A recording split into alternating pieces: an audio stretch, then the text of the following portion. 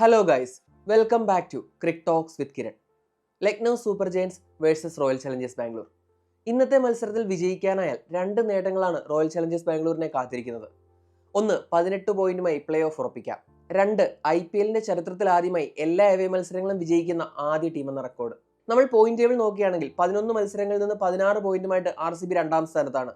ഇന്നത്തെ മത്സരം വിജയിക്കുകയാണെങ്കിൽ അവർക്ക് 18 പോയിന്റ് ആവും. ഞാൻ നേരത്തെ സൂചിപ്പിച്ചതുപോലെ പ്ലേ ഓഫ് ക്വാളിഫിക്കേഷൻ ഉറപ്പാക്കുകയും ചെയ്യാം. എന്നാൽ നമ്മൾ ഹോം ടീമായ ലക്നൗ സൂപ്പർ ജയൻസിലേക്ക് വരികയാണെങ്കിൽ അവർക്ക് ഈ ഒരു പൊസിഷനിൽ നിന്ന് പ്ലേ ഓഫിലേക്ക് കടക്കുക എന്ന് പറയുന്നത് ബുദ്ധിമുട്ടുള്ള കാര്യമാണ്. നിലവിൽ 11 മത്സരങ്ങളിൽ നിന്ന് 10 പോയിന്റുമായിട്ട് 7ാം സ്ഥാനത്താണ് അവരുള്ളത്. ഇനിയുള്ള 3 മത്സരങ്ങൾ, ഇന്നത്തേത് ഉൾപ്പെടെയുള്ള 3 മത്സരങ്ങൾ ജയിച്ചാലും അവർക്ക് മാക്സിമം അച്ചീവ് ചെയ്യാൻ പറ്റുന്നത് 16 പോയിന്റ് ആണ്.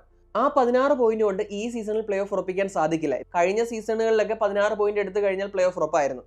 അതായത് ഇപ്പോൾ കഴിഞ്ഞ സീസണിലെ പോയിന്റ് ടേബിൾ നോക്കുകയാണെങ്കിൽ 14 പോയിന്റുമായിട്ടാണ് RCB പ്ലേ ഓഫിൽ എത്തിയത്. എന്നാൽ ഈ സീസണിലേക്ക് വരുമ്പോൾ ബോട്ടം 3 ടീംസ്, അതായത് SRH, RR, CSK, ഇവർ ഒരുപാട് മത്സരങ്ങൾ തോറ്റു. അതായത് ആ ഒരു കോമ്പറ്റീഷൻ എന്ന് പറയുമ്പോൾ ഒരു അത്ര ടൈറ്റ് അല്ലാത്തത് കൊണ്ട് തന്നെ ഈ ടോപ്പിലുള്ള ടീമിന് കൂടുതൽ മത്സരങ്ങൾ ജയിക്കാനായി.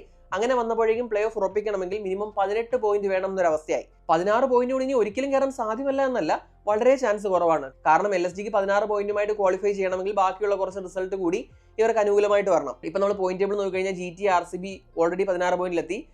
Punjab Kings 15 point, Mumbai 14 point, DC 13 point. ഇവർക്കെല്ലാം തന്നെ 16നേക്കാൾ കൂടുതൽ, അതായത് അറ്റ്ലീസ്റ്റ് 17 പോയിന്റെങ്കിലും നേടാനുള്ള ഒരു ചാൻസ് ഉണ്ട്. പിന്നെ ഒരു കാര്യം എന്ന് വെച്ച് കഴിഞ്ഞാൽ LSGയുടെ നെറ്റ് റൺ റേറ്റും വളരെ മോശമാണ്. -0.469 ആണ് അവരുടെ നെറ്റ് റൺ റേറ്റ്. അതും LSGയെ പിന്നോട്ട് വലിക്കുന്ന ഒരു ഘടകമാണ്. അപ്പോൾ അങ്ങനെ വന്നു കഴിയുമ്പോൾ ഈ സീസണിൽ ഭയങ്കര ടഫ് റോഡാണ് അവർക്ക് മുന്നിലുള്ളത്. അതുകൊണ്ട് തന്നെ സാധ്യത തീരെയില്ലെന്ന് പറയാം. എന്നാൽ KKRനെ വെച്ച് കമ്പയർ ചെയ്യുമ്പോൾ നമുക്ക് കുറച്ചുകൂടി സാധ്യത പ്രവചിക്കാൻ കഴിയുമെന്നേ ഉള്ളൂ. ഇനി പ്ലേയേഴ്സിന്റെ ഫോമിലേക്ക് വന്നു കഴിഞ്ഞാൽ RCBക്ക് അങ്ങനെ ആശങ്കകളൊന്നുമില്ല. ഒരു വിന്നിംഗ് മൊമെന്റത്തിൽ പോകുന്ന ടീമാണ്. ഇപ്പോൾ തുടർച്ചയായിട്ട് 4 ജയങ്ങളായി. പിന്നെ അവർക്ക് കൺസേൺ ഉള്ളത് ഇഞ്ചുറി ഇഷ്യൂസ് മാത്രമാണ്. അതായത് ഇപ്പോൾ കഴിഞ്ഞ മത്സരം നോക്കിക്കഴിഞ്ഞാൽ വൈറൽ ഇൻഫെക്ഷൻ കാരണം ഫിൽ സോൾട്ടും അതുപോലെ ഷോൾഡർ നിഗിൾ കാരണം ജോഷ് ഹേസൽവുഡും കളിച്ചില്ല. ഇപ്പോൾ ഹേസൽവുഡ് എന്ന് പറഞ്ഞു കഴിഞ്ഞാൽ ഇവരുടെ ഹയസ്റ്റ് വിക്കറ്റ് ടേക്കർ ആണ്. പിന്നെ കഴിഞ്ഞ മത്സരത്തിൽ ഹേസൽവുഡിനെ റീപ്ലേസ് ചെയ്ത ലുംഗി എൻഗിഡി നന്നായിട്ട് തന്നെ പെർഫോം ചെയ്തു. 4 ഓവറിൽ 30 റൺസ് മാത്രം വിട്ടുകൊടുത്ത് 3 വിക്കറ്റ് എടുത്തു. എന്നിരുന്നാലും ഹേസൽവുഡിന്റെ മിസ് എന്ന് പറയുന്നത് അവരെ വല്ലാതെ അഫക്ട് ചെയ്യുന്ന ഒന്നാണ്. ഷോൾഡർ നിഗിൾ എന്ന് പറയുന്നത് വലിയ സീരിയസ് ആയിട്ടുള്ള ഇഞ്ചുറി അല്ല. എന്നാൽ ഈ മത്സരത്തിൽ കളിക്കുമോ എന്ന് ചോദിച്ചാൽ അതും അറിയില്ല. ഹേസൽവുഡ് എത്രത്തോളം റിക്കവർ ആയിട്ടുണ്ട് എന്ന കാര്യം കൺഫേംഡ് അല്ല. അതുകൊണ്ട് തന്നെ ഇന്നത്തെ അവൈലബിലിറ്റി എന്ന് പറയുന്നത് നമുക്ക് ആ ഒരു ടോസ് ടൈമിൽ മാത്രമേ അറിയാൻ കഴിയൂ. ഫിൽ സോൾട്ടിന്റെ കാര്യം പറഞ്ഞു കഴിഞ്ഞാൽ ആ വൈറൽ ഇൻഫെക്ഷനിൽ നിന്ന് ഓൾമോസ്റ്റ് റിക്കവർഡ് ആയിട്ടുണ്ട് എന്ന് വേണം കരുതാൻ. കാരണം ഇന്നലെ ട്രെയിൻ ചെയ്തിരുന്നു. അപ്പോൾ മാച്ച് ഫിറ്റ് ആണെങ്കിൽ തീർച്ചയായിട്ടും ഫിൽ സോൾട്ട് ടീമിലേക്ക് വരും. കഴിഞ്ഞ മത്സരത്തിൽ സോൾട്ടിന് പകരം വന്ന ബദൽ നന്നായിട്ട് കളിച്ചെങ്കിലും സോൾട്ട് തന്നെ ആയിരിക്കും അവരുടെ ഫസ്റ്റ് ചോയ്സ് ഓപ്പണർ എന്ന് പറയുന്നത്. RCBയുടെ അടുത്തൊരു മേജർ കൺസേൺ എന്ന് പറഞ്ഞു കഴിഞ്ഞാൽ ഹാംസ്ട്രിങ് ഇഞ്ചുറി മൂലം ദേവദത്ത് പടിക്കൽ ഈ സീസണിൽ നിന്ന് പുറത്തായി. RCB സമയം ഒട്ടും തന്നെ കളയാതെ മയങ്ക് അഗർവാളിനെ റീപ്ലേസ്മെന്റ് ആയിട്ട് കൊണ്ടുവന്നു. മയങ്ക് നമുക്കറിയാം എക്സ്പീരിയൻസ്ഡ് ക്യാമ്പയിനർ ആണ്. ഇപ്പോൾ കഴിഞ്ഞ സീസണിൽ ആ ഒരു പെർഫോമൻസ് എടുക്കാൻ കഴിഞ്ഞിട്ടില്ല എങ്കിലും നല്ല എക്സ്പീരിയൻസ് ഉള്ള ഒരു പ്ലെയർ തന്നെയാണ് മയങ്ക് അഗർവാൾ. ഇവിടെ ഒരു പ്രശ്നം വരുന്നതെന്ന് പറഞ്ഞു കഴിഞ്ഞാൽ RCBയുടെ ബാറ്റിംഗ് ഓർഡർ നോക്കിക്കഴിഞ്ഞാൽ അവരൊരു റൈറ്റ് ഹെവി ടീമാണ്. ഇപ്പം നമ്മൾ നോക്കിക്കഴിഞ്ഞാൽ Phil Salt, Virat Kohli, Rajat Patidar, Jitesh Sharma, Tim David, അതുപോലെ ഇപ്പം റൊമാരിയോ ഷെപ്പേർഡ്. അങ്ങനെ നോക്കിക്കഴിഞ്ഞാൽ RCBയുടെ ബാറ്റിംഗ് യൂണിറ്റിലെ 6 പേര് റൈറ്റ് ഹാൻഡേഴ്സ് ആണ്. ഇവിടെ 3ാം നമ്പറിൽ ദേവദത്ത് പടിക്കൽ വന്നപ്പോഴുള്ള ഗുണം എന്ന് വെച്ച് കഴിഞ്ഞാൽ ആ ഒരു proper left hand right hand combination കിട്ടുകയും പിന്നീടുള്ള കൃണാൽ പാണ്ഡ്യ ഒരു ഫ്ലോട്ടർ ആയിട്ട് ആവശ്യമെങ്കിൽ യൂസ് ചെയ്യാൻ പറ്റുകയും ചെയ്തു. അതായത് നമുക്കറിയാം IPL പോലൊരു ലോങ് ടൂർണമെന്റിൽ സൈഡ് പിച്ചസിൽ മത്സരം വരും. അങ്ങനെ വരുന്ന സാഹചര്യങ്ങളിൽ വൺ സൈഡ് ഷോട്ട് ആവും. അപ്പോൾ ഈ left hand right hand combination കൊണ്ട് ബാറ്റിംഗ് ടീമിന് വളരെയധികം അഡ്വാൻറ്റേജസ് ഉണ്ട്. അപ്പോൾ ഇവിടെ ദേവദത്ത് പടിക്കലിന്റെ ആ ഒരു ഫോം കൂടെ കഴിഞ്ഞ സീസണുകളിൽ കണ്ട ദേവദത്ത് പടിക്കലിനെ അല്ല നമ്മൾ ഈ സീസണിൽ കണ്ടത്. അപ്പോൾ കളിച്ച മിക്കവാറും മത്സരങ്ങളിൽ നല്ല ഇന്ത്യൻ്റെയോടെ ബാറ്റ് ചെയ്യാൻ പടിക്കലിന് കഴിഞ്ഞപ്പോൾ ആ ഒരു ഇഷ്യൂ സോർട്ടായി. എന്നാൽ ഇപ്പോൾ പടിക്കലിന്റെ പുറത്താകലോടെ വീണ്ടും ആ ഒരു ക്വസ്റ്റ്യൻ ആണ് മുന്നോട്ട് വന്നിരിക്കുന്നത്. ഇപ്പോൾ വേണമെങ്കിൽ RCBക്ക് പടിക്കലിനെ മയങ്ക് അഗർവാളിനെ വെച്ച് റീപ്ലേസ് ചെയ്യാം. കാരണം എക്സ്പീരിയൻസ്ഡ് പ്ലെയർ തന്നെയാണ്. കഴിഞ്ഞ സീസണിലെ ഫോമിനെ ഓർത്ത് വറി ചെയ്യേണ്ട കാര്യമില്ല. കാരണം പടിക്കൽ കഴിഞ്ഞ സീസണിൽ കളിച്ച പോലെ അല്ല ഈ സീസണിൽ RCBക്ക് വേണ്ടി കളിക്കുന്നത്. തീർച്ചയായിട്ടും കാലിബർ ഉള്ള പ്ലെയർ ആണ് മയങ്ക് അഗർവാൾ. പക്ഷെ ഞാൻ പറഞ്ഞ ആ ഒരു ഇഷ്യൂ, ആ ഒരു left hand right hand combination കിട്ടില്ല എന്നൊരു പ്രശ്നമാണ് അവർക്കുള്ളത്. ഇനി അവർക്ക് വേറൊരു ഓപ്ഷൻ ഉള്ളതെന്ന് വെച്ച് കഴിഞ്ഞാൽ നമ്പർ 3യിൽ കളിക്കാൻ കേപ്പബിൾ ആയിട്ടുള്ള പ്ലെയർ ആണ് ജേക്കബ് ബദൽ. ഇപ്പോൾ കഴിഞ്ഞ മത്സരത്തിൽ ബദലിന്റെ ആ ഒരു പെർഫോമൻസ് നമ്മൾ കണ്ടതുമാണ്.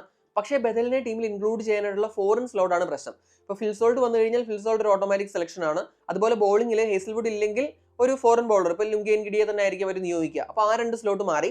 ഫിനിഷിംഗിൽ ടിം ഡേവിഡിന്റെ സ്ലോട്ടും ഫിക്സ്ഡ് ആണ്. പിന്നെ ഉള്ളത് റൊമാരിയോ ഷെപ്പേർഡ് ആണ്. റൊമാരിയോ ഷെപ്പേർഡ് കഴിഞ്ഞ മത്സരത്തിൽ സിംഗിൾ ഹാൻഡഡ്ലി RCBയെ മികച്ചൊരു വിന്നിംഗ് ടോട്ടലിലേക്ക് നയിച്ച പ്ലെയർ ആണ്. അപ്പോൾ ഷെപ്പേർഡിനെ അവർ മാറ്റുമോ എന്ന് ചോദിച്ചാൽ അതിനും ചാൻസ് ഇല്ല. അപ്പോൾ അങ്ങനെ വരുമ്പോൾ ജേക്കബ് ബദലിനെ ഇൻക്ലൂഡ് ചെയ്യാനുള്ള ഫോറിൻ സ്ലോട്ട് അവർക്കില്ല. ഇപ്പോൾ ഡിസ്കഷൻസ് വരുമ്പോൾ കഴിഞ്ഞ മത്സരത്തിൽ ബദൽ സോൾട്ടിന് പകരം നന്നായിട്ട് കളിച്ചില്ലേ, അപ്പോൾ സോൾട്ടിന് പകരം ബദലിനെ ഇടാം എന്നൊക്കെ ഒരു ഇത് വന്നു കഴിഞ്ഞാലും സോൾട്ട് എന്ന് പറഞ്ഞു കഴിഞ്ഞാൽ ഒരു എക്സ്പീരിയൻസ്ഡ് ക്യാമ്പയിനറാണ്, അതുപോലെ തന്നെ ഒരു അറ്റാക്കിംഗ് പ്ലെയറുമാണ്. ഇപ്പോൾ ഒരു മത്സരത്തിൽ വെറും 6 ഓവർ ക്രീസിൽ നിന്നാൽ തന്നെ ആ മത്സരത്തിന്റെ റിസൾട്ടിൽ വലിയൊരു ഇമ്പാക്ട് ഉണ്ടാക്കാൻ സോൾട്ടിന് സാധിക്കും. അപ്പോൾ അങ്ങനെയുള്ള ഒരു പ്ലെയറിനെ എന്തായാലും ഇവർ വിട്ടുകളഞ്ഞിട്ട് ആ ഒരു ഗ്യാപ്പ് ഫില്ല് ചെയ്യാനുള്ള സാധ്യത കുറവാണ്. പിന്നീട് അവരുടെ ബെഞ്ചിലേക്ക് നോക്കിയാലുള്ള ഒരു ഓപ്ഷൻ മനോജ് ഫണ്ടാഗെയാണ്. Manoj Bhandage left hand batter ആണ്, നമ്പർ 3-ൽ ട്രൈ ഔട്ട് ചെയ്യാൻ കഴിയുന്ന പ്ലെയർ ആണ്. ഈ സീസണിൽ ഒരു മത്സരം കളിച്ചു, അത് നമ്മുടെ പഞ്ചാബുമായിട്ട് ചിന്നസ്വാമി നടന്ന മത്സരത്തിൽ ഇമ്പാക്ട് പ്ലെയർ ആയിട്ടാണ് മനോജ് ഫണ്ടാഗെ ഇറങ്ങിയത്. ആ ഒരു മത്സരത്തിൽ ലോവർ ഓർഡറിലാണ് ഇറങ്ങിയത്, കാരണം തുടക്കത്തിൽ കുറേ വിക്കറ്റ് പോയതിനു ശേഷം രക്ഷപ്പെടുത്താനായിട്ടാണ് മനോജ് ഫണ്ടാഗെ RCB നിയോഗിച്ചത്. ആ മത്സരത്തിൽ കാര്യമായിട്ടുള്ളൊരു ഇമ്പാക്ട് തരാൻ മനോജ് ഫണ്ടാഗയ്ക്ക് കഴിഞ്ഞില്ല.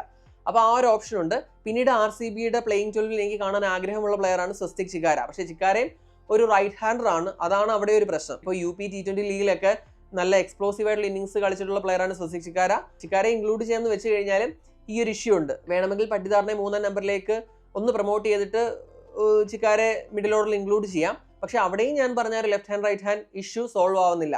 അപ്പോൾ അതാണ് അവരുടെ ഒരു മേജർ കൺസേൺ ആയിട്ട് വരുന്നത്. RCB ഏത് രീതിയിലാണ് ഈ പ്രശ്നത്തെ ടാക്കിൾ ചെയ്യാൻ പോകുന്നതെന്ന് ഇന്ന് നമുക്ക് ടോസ് ടൈമിലാണ് അറിയാൻ സാധിക്കുക. ഇനി left hand right hand combination ഒരു പ്രശ്നമില്ല, മയങ്ക് തന്നെ കളിക്കട്ടെ, അല്ലെങ്കിൽ കൃണാൽ പാണ്ഡ്യ നമുക്ക് വേണമെങ്കിൽ 3-ാം നമ്പറിൽ ഇറക്കി ഒരു പരീക്ഷണം നടത്താം, അതും അല്ലെങ്കിൽ ഒരു ഫോറിൻ സ്ലോട്ട് ബദലിന് വേണ്ടി യൂസ് ചെയ്യാം. ഇങ്ങനെ പല രീതിയിൽ അവർക്ക് ഈ പ്രശ്നത്തെ സമീപിക്കാൻ കഴിയും. ഏത് രീതിയിലാണെന്ന് നമുക്ക് ഞാൻ നേരത്തെ സൂചിപ്പിച്ചതുപോലെ ടോസ് ടൈമിൽ അറിയാൻ സാധിക്കൂ. ഇനി ലക്നൗ സൂപ്പർ ജയൻസിന്റെ കാര്യത്തിലേക്ക് വന്നു കഴിഞ്ഞാൽ ഇവർക്ക് നിരവധി ആശങ്കകളാണ്. ഈ സീസണിന്റെ സ്റ്റാർട്ടിൽ അവർ നല്ല രീതിയിൽ തന്നെയാണ് തുടങ്ങിയത്. അതിന് പ്രധാന കാരണം എന്ന് പറഞ്ഞു കഴിഞ്ഞാൽ ഇവരുടെ ടോപ്പ് 3യുടെ ഫോം ആയിരുന്നു. Mitchell Marsh, Aiden Markram, Nicholas Pooran. ഇപ്പോൾ ആദ്യത്തെ 6 മത്സരങ്ങളിൽ നിന്ന് 4 50കളാണ് നിക്കോളാസ് പുറാൻ അടിച്ചത്. ആ ഒരു ടൈമിൽ ഓറഞ്ച് ക്യാപ്പും നിക്കോളാസ് പുറാന്റെ നിലയിൽ തന്നെയായിരുന്നു. അത് മാത്രമല്ല നമ്മുടെ മിച്ചൽ മാർഷും എക്സലന്റ് ഫോമിലായിരുന്നു സ്റ്റാർട്ടിങ്ങിൽ, അതുപോലെ മാർഷവും വേണ്ട പിന്തുണ നൽകിയിരുന്നു. ഇപ്പൊ നമ്മൾ സ്റ്റാറ്റ്സ് നോക്കിക്കഴിഞ്ഞാൽ മിച്ചൽ മാർഷ് ആദ്യത്തെ 5 മത്സരങ്ങളിൽ നിന്ന് 265 റൺസാണ് എടുത്തത്. അപ്പോൾ ഒരു സ്ട്രൈക്ക് റേറ്റ് എന്ന് പറയുന്നത് 180 ആയിരുന്നു.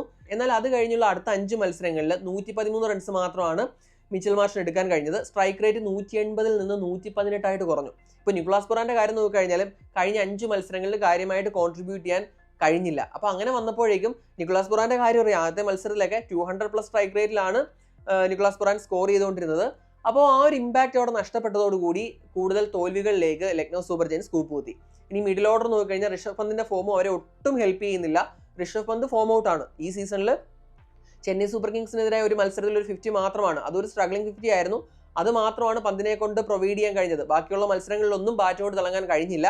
ഇവരുടെ ബാറ്റിംഗ് യൂണിറ്റിൽ ഇപ്പോൾ നിലവിലൊരു ബ്രൈറ്റ് സ്പോട്ട് എന്ന് നമുക്ക് സൂചിപ്പിക്കാവുന്നത് ആയുഷ് ബറോഡിയുടെയും അബ്ദുൾ സമദിന്റെയും പെർഫോമൻസ് ആണ്. ഇപ്പോൾ ധരംശാലയിൽ നടന്ന മത്സരത്തിൽ ടോപ്പ് ഓർഡർ അമ്പേ പാളി പോയിട്ടും നമ്മുടെ ആ ഒരു പാർട്ണർഷിപ്പ് ബദോണിയും സമതും ചേർന്നാണ് അവരെ ആ ഒരു 199 എന്നൊരു സ്കോറിൽ എത്തിച്ചത്. രണ്ടുപേരും നന്നായിട്ട് തന്നെ കളിച്ചു. എന്നാൽ ഇവർക്ക് വിജയിക്കണമെങ്കിൽ ആ ടോപ്പ് ഓർഡറിൽ നിന്ന് റണ്ണ് വരണം. കഴിഞ്ഞ മത്സരത്തിൽ ആ പവർ പ്ലേ കഴിഞ്ഞപ്പോഴേക്കും അവർ തോൽവി ഉറപ്പിച്ചിരുന്നു. പിന്നീട് പരാജയഭാരം കുറയ്ക്കുക എന്നുള്ളൊരു ഇത് മാത്രമായിരുന്നു ഉണ്ടായിരുന്നത്. അത് നമ്മുടെ സമതും ബദോണി നന്നായിട്ട് തന്നെ ചെയ്തു. ഇനി ബോളിംഗിലേക്ക് വന്നു കഴിഞ്ഞാൽ അവരുടെ പേസ് യൂണിറ്റ് എന്ന് പറയുന്നത് ഈ സീസണിലെ one of the waste economy rate ആണ്. അതുപോലെ തന്നെ വിക്കറ്റ് എടുക്കുന്നതിലും വളരെ പുറകിലാണ്. സീസണിന്റെ തുടക്കത്തിൽ തന്നെ അവരുടെ ബോളിംഗ് യൂണിറ്റ് എന്ന് പറഞ്ഞു കഴിഞ്ഞാൽ ഇൻഎക്സ്പീരിയൻസ്ഡ് ആയിരുന്നു, പരിക്കൊക്കെ ഉണ്ടായിരുന്നു. അപ്പോൾ അങ്ങനെ കുറേ ഇഷ്യൂസ് വന്നു. പിന്നീട് മയങ്ക് യാദവ് ഇപ്പോൾ ടീമിലേക്ക് തിരിച്ചെത്തി. കഴിഞ്ഞ 2 മത്സരങ്ങളിൽ എന്നാൽ പഴയ ഒരു ഇമ്പാക്റ്റ് മയങ്ക് യാദവിന് പ്രൊവൈഡ് ചെയ്യാൻ കഴിഞ്ഞിട്ടില്ല. 8 ഓവറുകളിൽ നിന്ന് അറൗണ്ട് 100 റൺസാണ് കഴിഞ്ഞ 2 മത്സരങ്ങളിൽ നിന്നായിട്ട് മയങ്ക് യാദവ് വിട്ടുകൊടുത്തത്. ഇപ്പോൾ പഴയ പേസിലേക്ക് വന്നിട്ടുമില്ല. ആ ഒരു ഇഞ്ചുറി ലേ ഓഫിന് ശേഷം വന്നിട്ട് ആ ഒരു പഴയ രഥത്തിലേക്ക് തിരിച്ചെത്താൻ മയങ്കിന് കഴിഞ്ഞിട്ടില്ല. കഴിഞ്ഞ സീസണിലെ ചിന്നസ്വാമിയിൽ RCBക്കെതിരെ ഒരു എക്സലന്റ് പെർഫോമൻസ് ആണ് മയങ്ക് ഡെലിവറി ചെയ്തത്. അപ്പോൾ അതുപോലൊരു പെർഫോമൻസ് ഇന്ന് ഡെലിവറി ചെയ്യാൻ കഴിയുമോ എന്നുള്ള കാര്യമാണ് എല്ലാവരും ഉറ്റുനോക്കുന്നത്. പക്ഷെ ആ ഒരു റിഥം വെച്ചിട്ട് അതിനുള്ള സാധ്യതയില്ല. ആ ഒരു പേസും പഴയ രീതിയിൽ തന്നെ തിരിച്ചെത്തിയിട്ടില്ല. ഇപ്പോൾ ഇത്രയും ഹൈ പേസിൽ എറിയുന്ന ഒരു ബോളർക്ക് ഇങ്ങനെ ഒരു ലോങ് ഇഞ്ചുറി ഇത് വന്നു കഴിഞ്ഞാൽ പിന്നീട് ടീമിലേക്ക് തിരിച്ചെത്തി ബോളിംഗ് തുടങ്ങിയിട്ട് ആ ഒരു പഴയ പേസിലേക്ക് തിരിച്ചെത്താൻ തീർച്ചയായിട്ടും സമയം വേണ്ടി വരും. കാരണം ബോഡി അതുമായിട്ടൊന്ന് സിങ്ക് ആയിട്ടൊന്ന് അഡാപ്റ്റ് ആയിട്ട് വന്നു കഴിഞ്ഞാലേ ആ ഒരു പഴയ വേഗതയിലേക്ക് തിരിച്ചെത്താൻ കഴിയും. അത് തന്നെയാണ് നമ്മൾ കഴിഞ്ഞ 2 മത്സരങ്ങളിലും കണ്ടത്. കഴിഞ്ഞ സീസണിൽ RCBക്കെതിരെയാണ് ആ സീസണിലെ ഏറ്റവും വേഗതയേറിയ പന്ത് മയങ്ക് എറിഞ്ഞത്, 156.7 km/h. ഈ സീസണിൽ അതിന്റെ 7 അയലത്ത് പോലും മയങ്ക് എത്തിയിട്ടില്ല. ഇന്നും എത്തുമോ എന്ന് കണ്ടു തന്നെ അറിയണം. പിന്നീട് സ്പിന്നിലേക്ക് വന്നു കഴിഞ്ഞാൽ രവി ബിഷ്ണോയി സീസണിന്റെ തുടക്കത്തിൽ വളരെ ഫോം ഔട്ട് ആയിരുന്നു. മിഡിൽ ഓവേഴ്സിൽ ഏകദേശം 12 റൺസ് വെച്ചാണ് കൊടുത്തത്. പിന്നീട് പതിയെ ഒരു ഫോം എന്ന് പറയാൻ കഴിയില്ലെങ്കിലും പിന്നീട് ഉള്ളൊരു ഡീസന്റ് ഔട്ടിംഗ് ആണ്. എന്നാൽ കഴിഞ്ഞ 1-2 മത്സരങ്ങൾ നോക്കുമ്പോൾ വീണ്ടും ഡൗൺ ആയിട്ടുണ്ട്. എന്നാൽ ഇടയ്ക്ക് കുറച്ച് ഡീസന്റ് ഔട്ടിങ്സ് ആണ്. ദിഗ്വേഷ് ഷെട്ടിയുടെ കാര്യം പറഞ്ഞു കഴിഞ്ഞാൽ അവരുടെ സീസണിലെ ബെസ്റ്റ് സ്പിൻ ബോളർ ദിഗ്വേഷ് തന്നെയാണ്. ഇപ്പോൾ കഴിഞ്ഞ കുറച്ച് മത്സരങ്ങളായിട്ട് കുറച്ച് എക്സ്പെൻസീവ് ആവുന്നുണ്ട് ദിഗ്വേഷും. എന്നാൽ ഇൻ ടോട്ടൽ നോക്കുമ്പോൾ നല്ല പെർഫോമൻസ് തന്നെയാണ് ദിഗ്വേഷ് തരുന്നത്. പിന്നീട് കഴിഞ്ഞ മത്സരത്തിൽ ആകാശ് സിംഗ് നന്നായിട്ട് ബോൾ ചെയ്തു. ഇവരെന്ന് വെച്ച് കഴിഞ്ഞാൽ ഒരു സ്റ്റെബിലിറ്റി ഉള്ള ബോളിംഗ് ഡിപ്പാർട്ട്മെന്റ് അല്ല, ഇങ്ങനെ ആൾക്കാരെ മാറി മാറി മാറി പരീക്ഷിച്ചുകൊണ്ടിരിക്കുന്ന ഒരു ബോളിംഗ് യൂണിറ്റ് ആണ്. അപ്പോൾ അവിടെ ഒരു സ്റ്റെബിലിറ്റിയുടെയും കൺസിസ്റ്റൻസിയുടെ ഒക്കെ ഇഷ്യൂ ഉണ്ട്.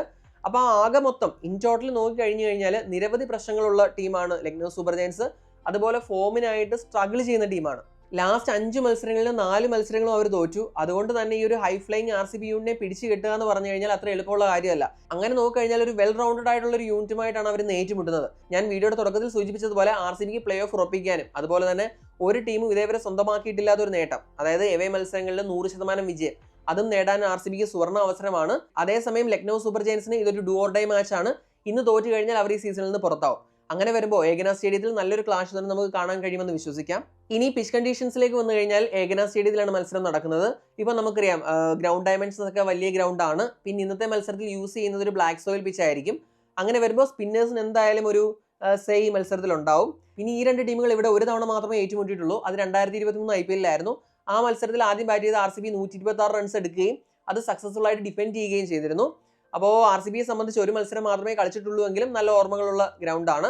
ഏകന സ്റ്റേഡിയത്തിലെ ഒരു റീസെന്റ് ഹിസ്റ്ററി വെച്ചിട്ട് ഒരു 180 ഒക്കെ ഒരു പാർ സ്കോർ ആവാനാണ് സാധ്യത.